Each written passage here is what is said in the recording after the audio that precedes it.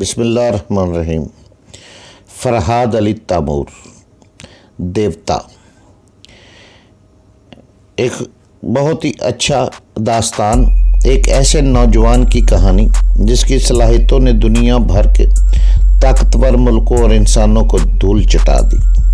अपने मुल्क की बका के लिए पूरी दुनिया से लड़ गया, जहाँ गया अपने नाम का सिक्का जमाया। जिसे बचपन में न माँ का प्यार मिला न बाप का, जो माँ की गोद को तरसता रहा, जिसे नफ़रत ही नफ़रत मिली। तो जनाब, उसकी तरफ चलने से पहले आप प्लीज़ चैनल को सब्सक्राइब करें, लाइक और शेयर करें, ताकि हर आने वाली किस्त आपको फौरी मिल सके। देवता, फरहाद अली तैमूर। औरतों से कारोबार की बात करना हमाकत है, वो अपनी कीमत भी लगा देती है।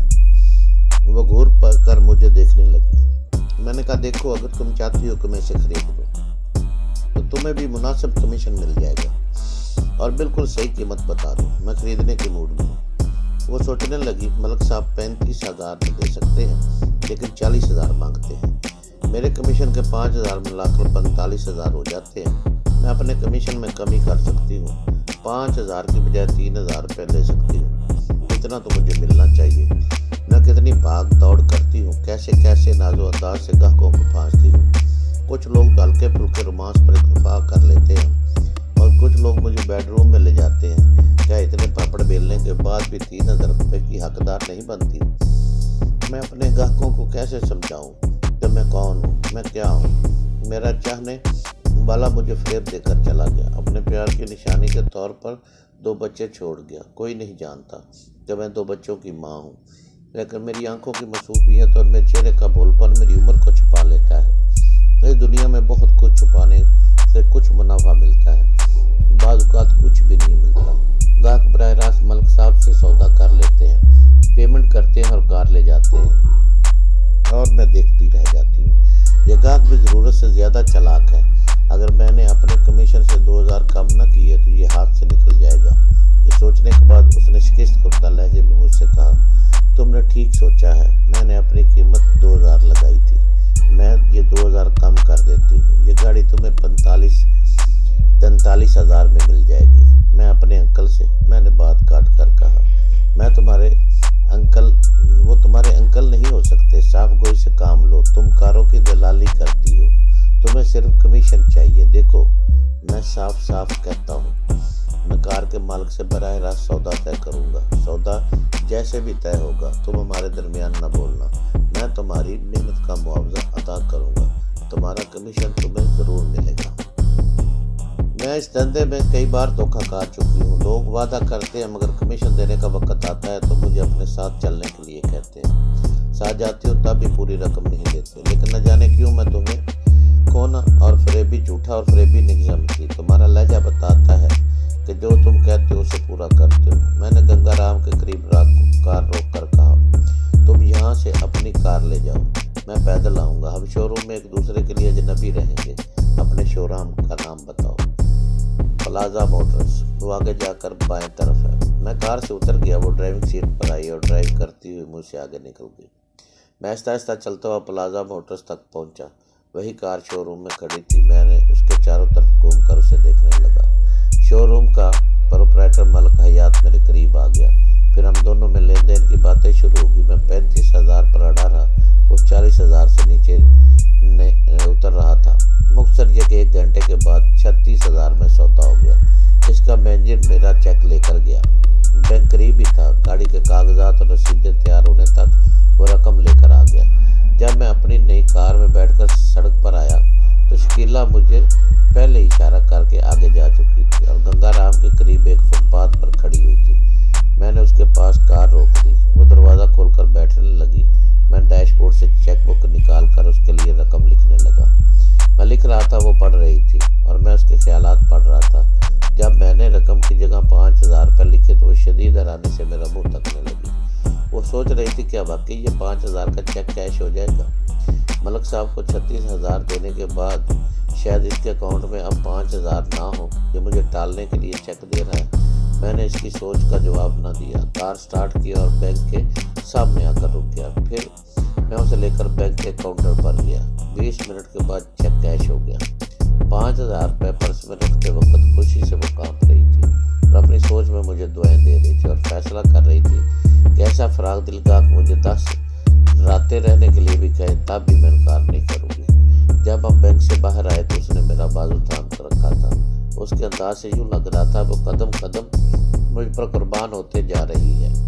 کار کے قریب پہنچ کر میں نے کہا، مجھے ایک ضروری کام ہے، اب تم یہاں سے جاؤ۔ وہ حیرانی سے منہ کھول کر مجھے دیکھنے لگی۔ کیا تم مجھے اپنے ساتھ نہیں لے جاؤ گی؟ نہیں، یہاں سے تمہیں ٹیکسی میں مل جائے گی۔ میں تمہیں اس لیے ساتھ نہیں لے جاؤں گا کہ میں نے تمہاری قیمت نہیں دی ہے۔ یہ 5000 روپے تمہارے بچوں کے لیے ہے۔ یہ بڑے ہی افسوس کا مقام ہے۔ ہم عورت کا لباس اتارتے وقت یہ بھول جاتے ہیں وہ کسی کی ماں بھی ہے۔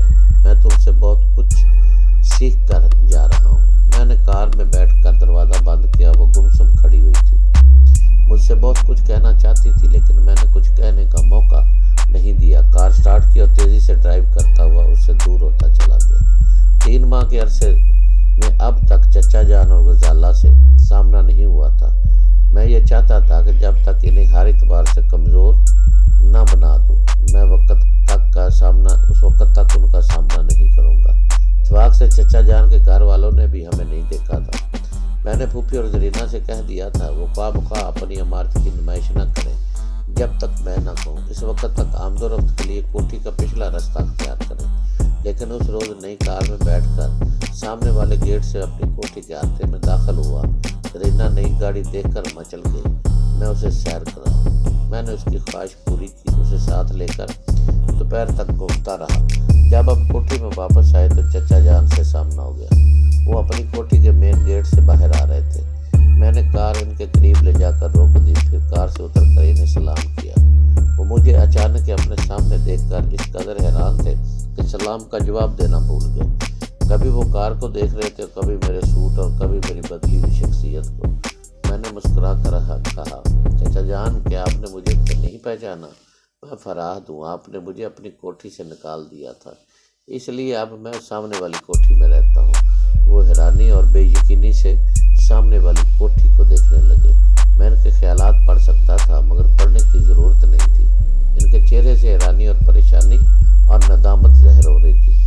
میں نے پھر مسکرا کر کہا، معلوم ہوتا ہے میری خوشحالی دیکھ کر آپ کو صدمہ پہنچا ہے۔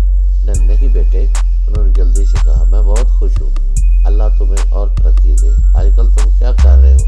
میں نے جواب دیا، جب اللہ ترقی دیتا ہے تو کچھ کرنے کی ضرورت نہیں پڑتی، ادھر کا مال ادھر ہی آتا رہتا ہے۔ پھر بھی کچھ تو معلوم ہو کہ کیا کرتے ہو۔ ان کے دماغ میں کھلبلی سی مچی ہوئی تھی۔ وہ جاننا چاہتے تھے کہ آخر میں کیا کرتا ہوں کہ اتنا دولت مند کیسے جلدی سے بن گیا۔ میں نے جواب دیا، آپ کی دولت مندی کا راز یہ ہے کہ میرے والد مرحوم کی زمین جائیداد نے آپ کو فرش سے عرش تک پہنچا دیا، لیکن یہ راز دنیا نہیں جانتی۔ میری دولت مندی کے پیچھے کوئی راز ہے اور یہ دولت اور شان و شوکت کتنے ہی راز و اسرار سے گزر کر آتی ہے۔ یہ ہم دولت مند جانتے ہیں مگر اپنے راز ایک دوسرے کو نہیں بتاتے۔ مجھے افسوس ہے میں فی الحال آپ کے سوال کا جواب نہیں دے سکوں گا۔ بیٹے تم اب تک اسی غلط فہمی میں مبتلا ہو۔ میں نے تمہارے ابا مرحوم کی زمینوں پر قبضہ جما رکھا ہے۔ میں سچ کہتا ہوں کہ میں تمہیں بیٹے کی طرح چاہتا ہوں، میں نے تمہارا حق نہیں چھینا ہے۔ میں نے خوش دلی سے کہا، چلیے مان لیتا ہوں، اب آپ کو الزام نہیں دوں گا۔ ہاں بیٹے، پرانی رشتوں کو بھول جاؤ، ان کے رشتوں میں جھگڑے ہوتے رہتے ہیں مگر رشتے ٹوٹتے نہیں ہیں۔ چلو میرے ساتھ آؤ، اپنی چچی سے ملو۔ مجھے توقع نہیں تھی کہ وہ اتنی جلدی صلح کریں گے۔ میں نے بھی سوچا چلو اچھا ہے، دشمنوں کے قریب رہ کر ان کی رہی سے کمزوریاں بھی معلوم ہوتی رہے گی۔ چچا کی صلح صفائی پر آمادہ دیکھ کر زرینہ نے آگے بڑھ کر انہیں سلام کیا۔ میں نے تعارف کرایا، یہ پھوپھی کی لڑکی زرینہ ہے۔ چچا جان نے رسمی دعائیں دی، پھر ان کے ساتھ چلتے ہوئے کوٹھی میں داخل ہو گئے۔ انہوں نے ہمیں ڈرائنگ روم میں بٹھایا اور اپنی بیگم کو آوازیں دینے لگے۔ میری نظریں چاروں طرف بھٹک رہی تھی۔ اس وقت مجھے اپنے اندر دل کے چور کا پتہ چلا۔ میں غزالہ کو تلاش کر رہا تھا۔ چچا جان سے صلح کرتے وقت میرے دماغ کے کسی چور گوشے میں غزالہ چھپی ہوئی تھی۔ شاید میں اس کے لیے یہاں تک چلا آیا کیونکہ اس کی وجہ سے یہاں سے نکالا گیا تھا۔ اس خوبصورت بلا سے خوبصورتی کے ساتھ ہی پچھلا حساب چکایا جا سکتا تھا۔ چچی ڈرائنگ روم آئی تو مجھے دیکھ کر ٹھٹک گئی۔ میری آنکھوں نے انہیں پل بھر کے لیے ٹھہرا دیا۔ وہ سوچ رہی تھی، اللہ یہ تو وہی آنکھیں، یہ آنکھیں پہلی بار ٹیکسی میں آئی تھی، پھر یہ آنکھیں۔ میں نے فوراً اس کی سوچ کو گرفت میں لیا۔ بس آگے کچھ نہیں سوچنا، جتنا ان آنکھوں کے متعلق سوچ چکی ہو اسے بھول جاؤ، آگے بڑھو، مجھے پہچانو اور میری آمد پر خوشی کا اظہار کرو۔ ان کے چہرے کے تاثرات یکسر بدل گئے۔ وہ مسکراتی ہوئی آگے بڑھی اور لہ کر بولی، آہا یہ تو اپنا فرحات ہے بیٹا، تمہارے یہاں آنے سے مجھے بڑی خوشی ہو رہی۔ آخر اتنے دنوں تک کہاں غائب رہے ہو؟ میں نے جواب دیا، بس آپ لوگوں کو یاد کرتا رہا اور اپنا مستقبل بنانے کی راہیں تلاش کرتا رہا۔ جو کچھ بھی ہوں آپ کے سامنے ہوں، خدا کے فضل سے 1,00,000-2,00,000 روپے تو گھر کے سیب میں پڑے رہتے ہیں۔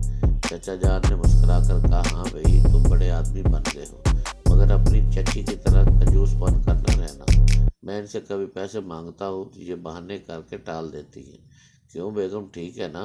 لیکن کل میں کوئی بہانہ نہیں سنوں گا۔ مجھے 1,25,000 روپے کی ضرورت ہے، تم صبح بینک سے نکال کر لے آنا۔ چچی جان کے چہرے کا رنگ اڑ گیا۔ ان کے کسی اکاؤنٹ میں بھی 1,25,000 تو کیا 2,500 روپے بھی نہیں تھے۔ وہ میری طرف دیکھ رہی تھی اور سوچ رہی تھی، کل یہ فرحات کنگال تھا، آج ہم کنگال ہو گئے۔ میں اپنے خامن سے نہیں کہہ سکتی، بے ایمانی سے حاصل کی ہوئی دولت میں نے کہاں ضائع کر دی ہے۔ پھر کل کیا ہوگا؟ انہوں نے صاف کہہ دیا کہ کوئی بہانہ نہیں سنیں گے، مجھے کسی سے قرض مانگنا ہی ہوگا۔ کسی کے سامنے ہاتھ پھیلائے بغیر اپنی تباہی کو نہیں چھپا سکتی۔ اگلے ماہ فصل کی کٹائی کے بعد جو رقم آئے گی اس سے میں قرض ادا کر دوں گی۔ کیا فراز سے قرض مل سکتا ہے؟ یہ کامبخت تو بڑی بڑی ڈینگیں مار رہا ہے، گھر کے سیب میں 1,00,000-2,00,000 روپے پڑے رہتے ہیں۔ کیا یہ اپنی چچی کو قرض نہیں دے گا؟ ضرور دے گا۔ کیا فراز سے قرض مل سکتا ہے؟ یہ کمبخت تو بڑی بڑی ڈینگیں مار رہا ہے کہ گھر کے سیب میں 1,00,000-2,00,000 پڑے رہتے ہیں۔ کیا یہ اپنی چچی کو قرض نہیں دے گا؟ ضرور دے گا۔ ذرا محبت سے چاپلوسی سے کام نکالنا ہوگا۔ محبت اور نفرت کا ایک ٹائم ٹیبل ہوتا ہے۔ محبت کا موقع ہو تو محبت کرنی چاہیے، ورنہ نفرت سے دھتکارتے رہنا چاہیے۔ میں اب تک اسے گالیاں دیتی اور دھتکارتی رہی، لیکن اب ٹائم ٹیبل کے مطابق اس سے محبت جتا کر بڑے پیار سے قرض حاصل کرنا ہوگا۔ وہ سوچ رہی تھی، اس دوران چچا جان زرینہ سے باتیں کر رہے تھے۔ میں نے چچی کی سوچ میں مداخلت کرتے ہوئے کہا، بے شک فرحات الو کا پٹھا ہے، ذرا بہلانے پھسلانے سے قرض دے دے گا۔ ابھی میں غزالہ کو بلاتی ہوں، اسے چائے لانے کے لیے کہوں گی۔ یہ سوچتے ہی انہوں نے آواز دی، غزالہ آؤ بیٹی، دیکھو فرحات آیا ہے، ملازم سے کہو اس کے لیے چائے لے آئے۔ چچا جان نے کہا، بیگم کیا تمہاری یادداشت کمزور ہو گئی ہے؟ غزالہ تمہارے سامنے باہر گئی ہے، تم اسے آواز دے رہی ہو۔ میں نے چچی کے دماغ کو اپنی گرفت سے آزاد کر دیا۔ وہ دونوں ہاتھوں سے اپنا سر تھام کر بڑبڑانے لگی، ارے ہاں میں تو بھول گئی تھی، وہ تو گھر نہیں ہے، نہ جانے میرے دماغ کو کیا ہو جاتا ہے۔ وہ اپنی انگلیوں سے پیشانی کو رگڑنے لگی۔ اتنے میں ظہیر کی آواز سنائی دی۔ وہ بڑے کرت سے سلام دعا کرتا ہوا زینے سے اتر رہا تھا۔ السلام علیکم ورحمۃ اللہ وبرکاتہ۔ میں حیرانی سے اسے دیکھنے لگا۔ اس کے سر پر سفید گول ٹوپی تھی۔ اس نے کھدر کا کرتا اور ٹخنوں تک اوپر تک شرعی پاجامہ پہنا ہوا تھا، ہاتھ میں تسبیح لیے زیر لب بداتا ہوا ہمارے قریب آ رہا تھا۔ میں سوچ بھی نہیں سکتا تھا کہ میرے ترونی عمل کا اتنا گہرا اثر ہوگا۔ وہ شام ہوتے سر سے پاؤں تک مولوی بن جائے گا۔ چچا جان اسے گور کر دیکھ رہے تھے۔ انہوں نے ڈانٹ کر کہا، تم نے اپنا ابھی تک حلیہ نہیں بدلا، آخر تمہیں ہو کیا گیا ہے؟ صبح سے صرف اللہ رسول کی باتیں کر رہے ہو، آج دکانوں کی طرف بھی نہیں گئے۔ میں نے کہا، چچا جان آپ کو ایسے ناراض ہو رہے ہیں جیسے اللہ رسول کا نام لینا کوئی جرم ہے۔ دکانداری تو روز ہی ہوتی ہے، کم از کم ایک دن عبادت کے لیے بھی مقرر ہونا چاہیے۔ یہ کتنی عجیب بات ہے کہ ہم ہفتہ صفائی اور ہفتہ کمائی بناتے ہیں، لیکن ہفتہ عبادت کا بھی نہیں بناتے۔ بیٹے تم درست کہہ رہے ہو، مجھے ظہیر کی عبادت گزاری پر اعتراض نہیں ہے، لیکن اس عمر میں لڑکا تسبیح لے کر بیٹھ جائے تو پھر دنیا داری کیسے ہوگی؟ صبح سے اللہ اس لڑکے کا انداز بتا رہا ہے کہ یہ گوشہ نشینی اختیار کرنے والا ہے۔ یہ دیکھو اب یہ صوفے پر بیٹھنے کے بجائے فرش پر بیٹھ رہا ہے۔ ظہیر نے فرش پر پلتھی مار کر بیٹھتے ہوئے درویشانہ انداز میں کہا، ایک دن ہمیں اسی فرش کے نیچے جانا ہے، یہ قیمتی صوفے اسی دنیا میں رہ جائیں گے، صرف عبادت ہمارے ساتھ جائے گی۔ یہ زندگی 4 دن کی ہے، بہتر ہے ہم اس حیات فانی کو یاد الہی میں گزار دیں۔ چچا جان نے جلا کر کہا، عبید کبھی تیرے باپ نے بھی عبادت کی تھی؟ عبادت کرنا تو وقت پر کرو، باقی کاروبار بھی سنبھالو، چلو اٹھو یہاں سے۔ انہوں نے زبردستی اس کا بازو پکڑ کر اٹھا دیا۔ میں نے ظہیر کے دماغ پر دستک دیتے ہوئے کہا، ظہیر تمہارے والد درست کہتے ہیں، دینداری اور دنیا داری کے اوقات مقرر کرو، یہ عبادت کا وقت نہیں، تسبیح جیب میں رکھ لو۔ اس نے تسبیح جیب میں رکھ لی اور صوفے پر بیٹھ گیا۔ چچا جان یہ سوچ کر مطمئن ہو گئے کہ بیٹے پر ان کی ڈانٹ ڈپٹ کا اثر ہوا ہے۔ زرینہ ظہیر کو ایک تماشا سمجھ کر دلچسپی سے دیکھ رہی تھی۔ اس وقت میرے دماغ میں یہ بات آئی، اگر زرینہ کی شادی ظہیر سے ہو جائے تو کیسا ہو؟ دونوں کا جوڑا مناسب تھا۔